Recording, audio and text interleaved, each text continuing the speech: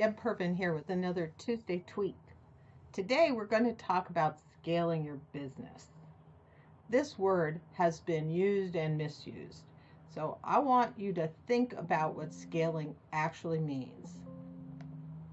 So, really, the scales of justice, really, scaling is about having a balance in your life, running your business and running your life. And how do you make that happen? Because most business owners, when they start growing their business, are like, they're all in the business.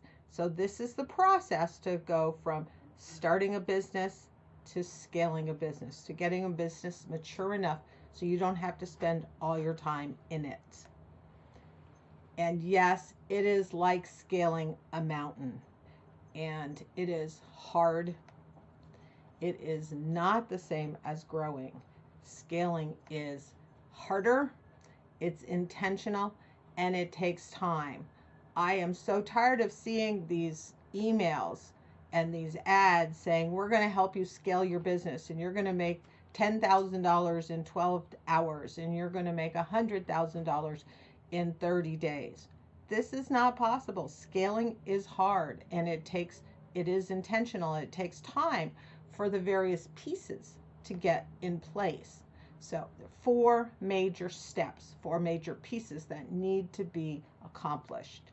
The first one is you really have to make sure that your company, your product, and your service is positioned correctly in the market, that you are meeting a demand. Your clients need what you have, and that it's priced appropriately. It's priced so that they're willing to pay for it. But it also has to be priced so you can make a profit.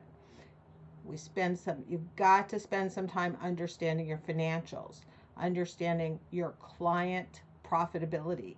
How profitable are your clients, and are you getting the best price? Your customer lifelong value, so you can decide if you're getting a good ROI on your marketing.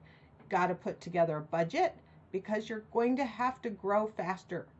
To scale, you're going to have to look at a 20% growth or a 25% growth rate, not a 5 to 10%, because you've got to, but you have the resources that you need in your company. I'm going to explain how you can use these resources to grow faster and to scale.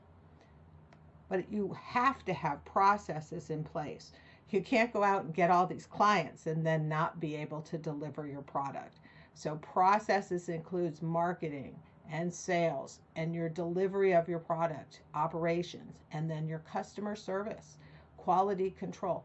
You really have to have those in place. And that just really requires some time to write them down, to check out whether they're correct. And then finally, this may be the hardest one and probably shouldn't be at the end. You really have to find the right people to help manage that company.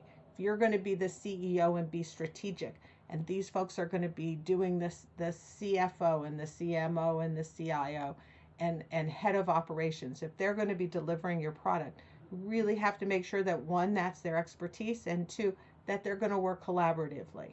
Now, if you want to work in the business, that's fantastic. Me too.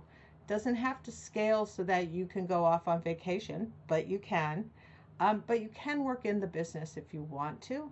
But the point is that the business can run without you. And once you scale, now it's a very saleable business, because whoever buys it doesn't need to replace all the people, doesn't need to figure out what the processes are, doesn't need to figure out if your product is actually marketable. So that's the purpose of scaling. And it's a lot different than growing, because you have to be intentional about it and you have to understand those financials. It's what we do in Bomba.